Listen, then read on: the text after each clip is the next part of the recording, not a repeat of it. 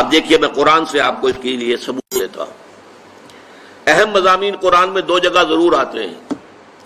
سورہ فرقان میں فرمایا آیت نمبر 43 ارأیت من اتخذ الہہ ہواہ افانت تکون علیہ وکیلا.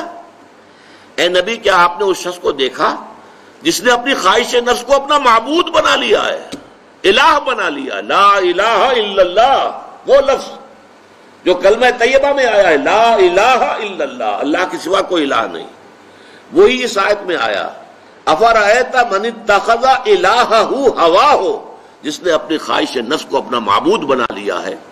افانت تکون علیہ وکیلا، اے نبی کیا آپ ایسے شخص کی ذمہ داری لے سکیں گے؟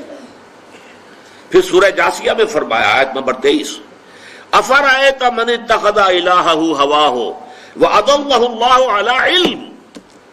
کیا تم نے غور کیا ہے نبی اس شخص کے حال پر جس نے اپنے خواہش نفس کو اپنا معبود بنا لیا ہے؟ اب دیکھیے کوئی ڈنڈوت نہیں کرتا، نفس کے آگے کیسے کریں گے؟ نفس کو سجدہ کیسے کریں گے؟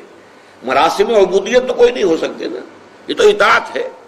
نفس کی جو خواہش ہے بغیر یہ دیکھے ہوئے کہ حلال ہے یا حرام ہے، جائز ہے یا ناجائز ہے، صحیح ہے یا غلط ہے، اس کو پورا کر دینا، اس کا مطلب ہے آپ کا معبود آپ کا نفس ہے.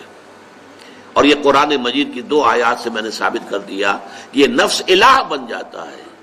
دعویٰ ہمارا ہے لا الہ الا اللہ، لیکن ارأیت من اتخذ الہہ ہواہ افرأیت من اتخذ الہہ ہواہ، بعید ہی انہی الفاظ میں 2 مرتبہ یہ مضمون آیا.